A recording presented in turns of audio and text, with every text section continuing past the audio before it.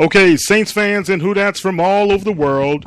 This is Kyle T. Mosley of the Saints News Radio Network. I am here with the Crescent City Connection. All of the Saints News Radio Network crew hosts are a part of the Crescent City Connection for the preseason to be able to offer you the top previews and understanding what's happening inside of Saints training camp for 2016. I have tonight with me the professor from The Professor Speaks, as well as Brendan Boylin from The Professor Speaks. First, what's going on, Professor? How you doing? Once again, since Kyle has gotten the show incorrectly, it is Professor Speaks with guest CEO Kyle Mosley. This is Brendan and I's show, but anyway, we'll let it be Saints News. I'm doing great, Kyle. How are you doing, Casey? My son, BB. I love both of you brothers very much. So, hey. Okay. Saints football is back on tomorrow. Yeah. I hope the game don't get canceled, man. Yeah, definitely, man. Well, as you can see, the professor is hacking the program again. And Brendan, how you doing, man? Man, I'm good. I'm just excited for football tomorrow. A little bummed about the Hall of Fame game earlier in the week, but at least we get Saints football tomorrow. Yeah, definitely. Hey, Coach, is that you on the line? Yes, sir. It sure is. How y'all doing tonight? What's up, Dad? Hey. I got my black card out in case I have to pay a bill to you, but right now so far I don't think I can store it. But I did pull it out so I can send you your payment. Yeah, that's good. Keep it handy. You never know. Here's the thing, Coach. He hasn't settled on his bill from last 2 seasons, has he? Now, with 79 records, I don't think I'm ever going to settle the bill to pay Dad back his money. But as much therapy as I've needed the last 2 years. Exactly. But it's racking up interest. Yeah, well, look. Well, it will be interesting to see if the professor pays you. That's the most important part right there. I'm going to tell you that much. Look, Kyle, you know I'm working hard. I know this dude. At DCS, I'm working hard. I'm trying to get Dad his money. I need that therapy session. Man, hey, well, good luck to you, Dad. Hopefully you get it. I know this guy. Well, anyway, guys, we appreciate you guys being on the air with us tonight, as well as we got a couple of housekeeping things that we'd like to kind of go through with you guys and kind of share what's going on. But first of all, before we even get to that, we had some sad news in the sports world as well as for sports media is concerned, and it really touched me because I apologize. 3 weeks ago when I was in New York, I was sitting down early that morning, Saturday or Sunday morning, I forgot which, and I was watching his program. John Saunders of ESPN, who was with the network for 30 years. He passed away at the age of 61 today. And he leaves behind 2 daughters and his beautiful wife. And it just was another shock. You know, we had Stuart Scott who passed, and there was another gentleman on ESPN who passed several years ago as well. But it's just really a sad thing to see. One of, I would say, media's more professional guys, wouldn't you say, Coach? Oh, absolutely. Yeah, that when you look at his career, and it was so interesting today, the number of people that he touched, and how respected he was throughout the media. It's just absolutely remarkable. We could only hope that we're as respected in our lives as John Saunders was in his. But the ability to do things the right way and to insist, not so much of others, but of himself, that he did everything the way that it's supposed to be done is remarkable and a great legacy and a great example for all of us. Doing things right over a long period of time is a sign of greatness, and John Saunders certainly exhibited that. Yeah, he was. He was a classy guy. He always reported with a lot of poignancy to his broadcast, as well as when he was at some of the football games and he reported halftime, or he did the presentations after games and college games as well. So he was an outstanding reporter, journalist, broadcaster. So we really are saying prayers for his wife and daughter and the rest of the family, as well as ESPN. All right. And I would like to also announce that our own John Hendrix of the Big Easy Blitz, one of our hosts of the show, as well as a part of the Saints News Radio crew and network, he is now the editor-in-chief over there at the the Chronicle, right? Canal Street Chronicles. There you go. And I should know that, as much as these guys, Dave and those guys, had been around as long as I have been around. So in the network reporting on the Saints. And I think my blog, DeuceandReggie.com, as well as Canal Street Chronicles, we started around the same time reporting on the Saints and giving people the top news on the New Orleans Saints. So congratulations, John. So will he still be on the air with us? Of course, he will be a part of the crew. So do not worry about that. You will hear his voice. If it's not on a regular basis, on time to time, he will be here on the network. All right. And congratulations to the U.S.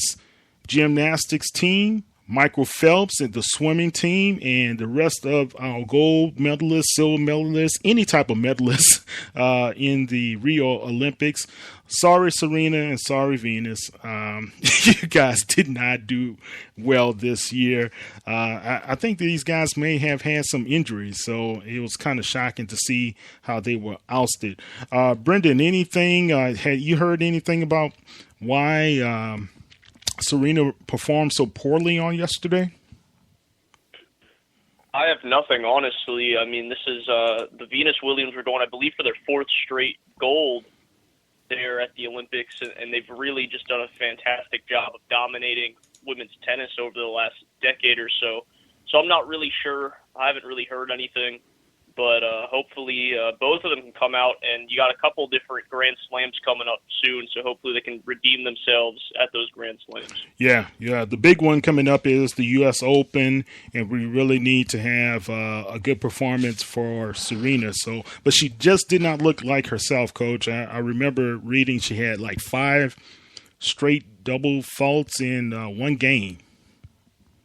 Yeah, it's remarkable. How quickly you can go from being on top of the game to not being at your best. It's such a fine line in world-class competition, which I talk about and study all the time, how people respond in pressure situations and how tight the margins are in world-class competition. And, here in America, in sports like golf and tennis, we don't always as fans, realize how important the Olympics are in those sports to the rest of the world. I could certainly testify on the golf end of it that to many of the PGA Tour players, the Olympics didn't seem to be as important as the 4 major championships. Mm-hmm. But in the rest of the world, there's no comparison to being an Olympic champion and being, let's say, a Masters champion. That it's that important to the rest of the world. It was related to me today that 8 out of 10 people in the rest of the world, 90% of the rest of the world, will be able to tell you who the Olympic gold medalist is, but only 10% of the rest of the world could tell you who the Masters champion is or the U.S. Open champion is.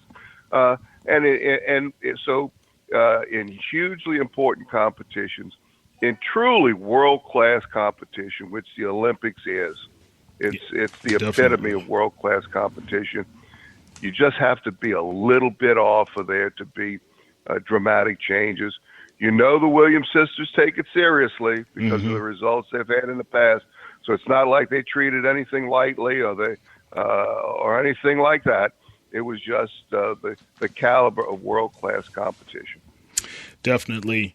You have to give the young lady a lot of credit for really defeating Serena the way she did. So, but if you did not watch, and I know we're going to talk about Saints, guys, Michael Phelps, he came away with his 21st gold medal last night. 21, the most decorated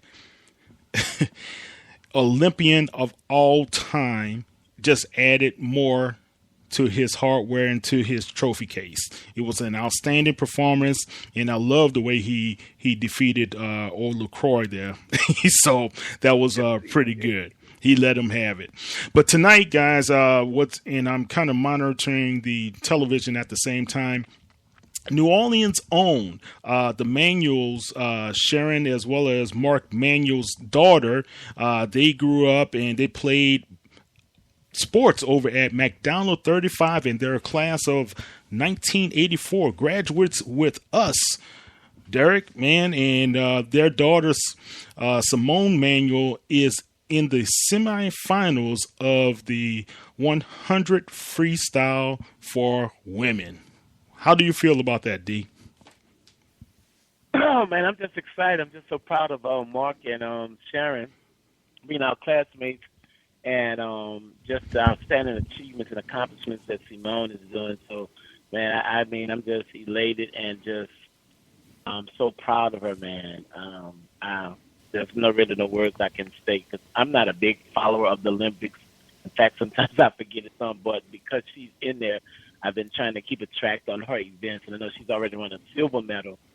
So I'm just rooting her on. I know Mark and Sharon are got to be extremely just proud. I mean, what else is there to say? You get the opportunity to go to the Olympics, make it to the Olympics, and you've already won a medal, and so I'm just rooting her on, hoping that she can get, medal, and, I'd be happy.